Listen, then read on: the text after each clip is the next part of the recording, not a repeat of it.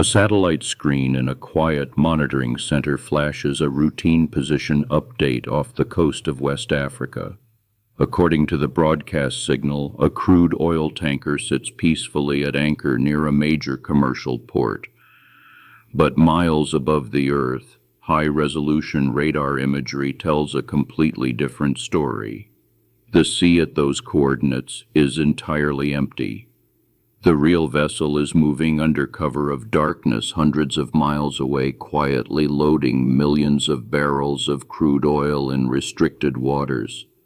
This is the phantom reality of modern maritime trade, where ships vanish from radar while broadcasting false positions across the globe.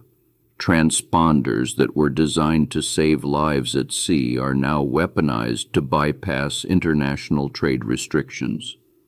By broadcasting fake geographic coordinates, operators create digital decoys that trick satellite tracking systems and compliance monitors. The digital trail shows a quiet voyage through safe waters, while the physical vessel carries out illicit cargo operations far out of sight. The ship at the center of this operation is not a modern state-of-the-art vessel. It is a 20-year-old rust-streaked tanker that was slated for the scrapyard in South Asia just months ago. Instead of being broken down for scrap metal, the vessel was purchased for cash through a chain of obscure shell companies registered in offshore tax havens. Ownership records were scrubbed, the ship was renamed, and its registration was transferred to a flag state with minimal regulatory oversight. This single vessel belongs to a growing shadow navy known across global energy markets as the Dark Fleet. Hundreds of aging tankers now operate outside established maritime norms, specifically designed to transport sanctioned oil. They bypass standard safety protocols, ignore international inspection regimes, and run without traditional maritime insurance. They exist entirely to move high-value commodities through the blind spots of global trade enforcement. The paper trail for this oil vanishes long before the tanker ever leaves its offshore loading terminal. Document brokers generate fake bills of lading, forged certificates of origin, and altered customs manifests that list the cargo as coming from non-sanctioned ports. By the time the crude is pumped into the cargo holds, its true history has already been systematically erased on paper. Far out in international waters, away from Coast Guard patrols and satellite coverage, the physical manipulation begins. The shadow tanker pulls alongside another vessel in a dangerous maneuver known as a ship-to-ship transfer. Heavy rubber hoses are stretched across open ocean swells while both ships drift together in unmonitored waters. Millions of barrels of heavy crude are transferred from one ship to another under cover of night.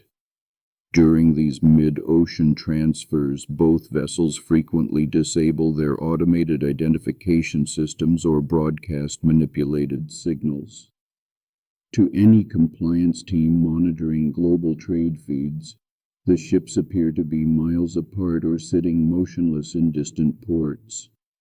On the open sea, black gold flows from cargo tank to cargo tank, effectively washing the oil of its original origin. Once the crude is transferred, it is often blended with non-sanctioned grades of oil inside the storage tanks of third-party refineries or floating storage units. A chemical blend consisting of 40% sanctioned crude and 60% legitimate fuel is relabeled as an entirely new product. The origin is masked, new trade documents are issued, and the resulting mixture enters the global supply chain as legitimate cargo. To remain undetected, these ghost vessels engage in constant flag hopping. A tanker might fly the flag of Panama in January, register under the Cook Islands by March, and move to Gabon by the summer. Each transfer creates regulatory friction, delaying investigations and confusing maritime authorities. When enforcement agencies attempt to contact flag registries, they are met with bureaucratic delays or non-responsive shell offices. The issue of maritime insurance presents an even greater systemic vulnerability for global trade. Western maritime insurers, which historically covered over 90% of global commercial shipping, are legally prohibited from insuring vessels carrying sanctioned cargo above price caps. In response, dark fleet operators rely on untested domestic insurance providers or fly without valid liability coverage altogether. This lack of legitimate insurance creates a staggering environmental and financial hazard for coastal nations along major shipping corridors. The ships carrying this crude are often past their operational lifespan, suffering from rusted hulls and poorly maintained machinery. If one of these aging tankers suffers a catastrophic hull failure in a narrow waterway, there is no solvent insurance body to pay for the cleanup or compensate local communities. Consider the Strait of Malacca, one of the busiest maritime choke points in the world, where dozens of shadow tankers pass through every single day. A collision or ground fault in these narrow lanes could block global trade and coat thousands of miles of coastline in toxic crude.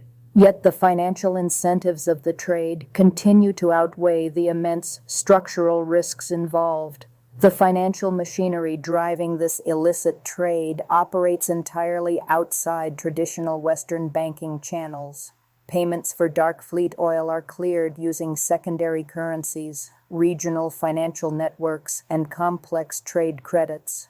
Money moves through non-Western institutions, private trading houses, and commodity brokers who operate far beyond the jurisdiction of traditional regulators.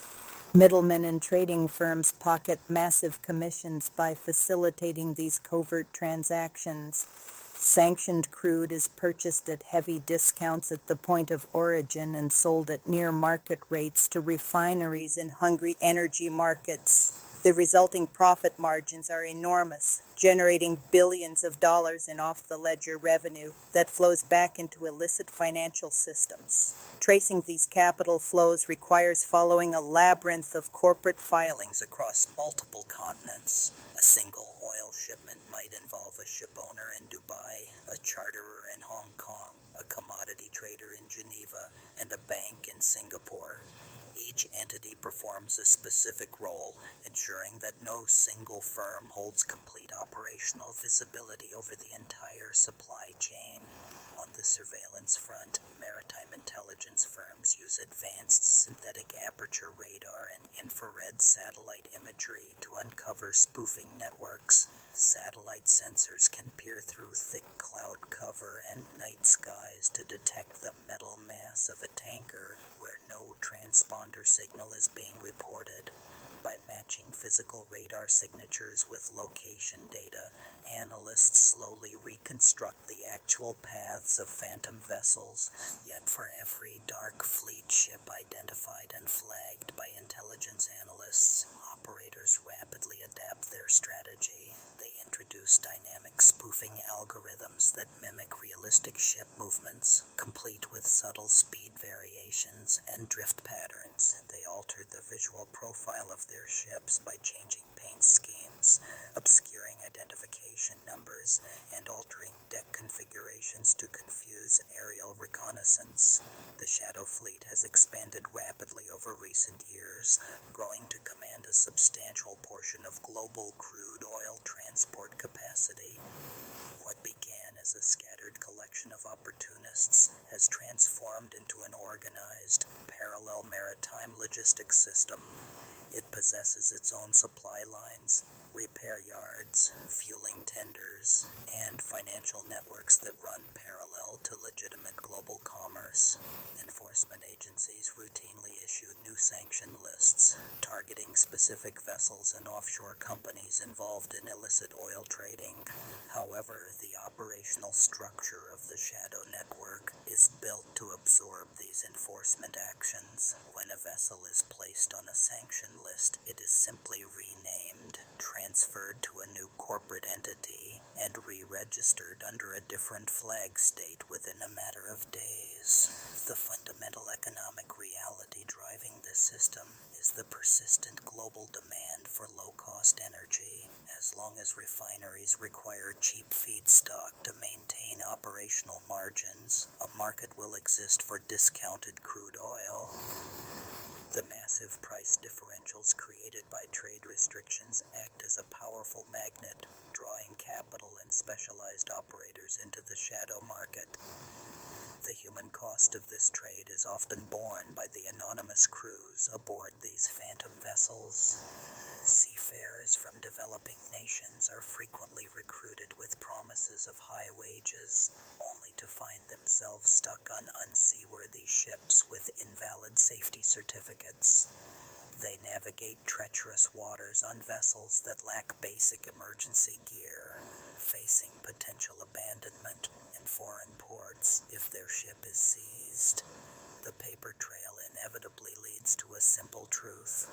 The global financial system contains structural gaps that are easily exploited by determined actors.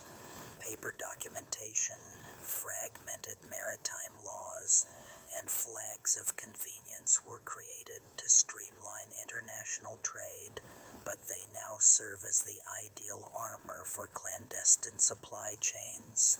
Every day, millions of barrels of crude move across the oceans aboard ships that officially do not exist, clearing through banks that do not report to international monitors, and discharging at ports that ask no questions. The dark fleet is no longer an anomaly operating at the margins of the global economy. It has become an integrated feature of modern international trade. As long as regulatory boundaries remain fragmented and economic incentives remain massive, the shadow navy will continue to sail through the blind spots of the global economy. Transponders will continue to go dark, digital signals will continue to lie, and the ledger of global oil trade will remain quietly divided between the light and the dark.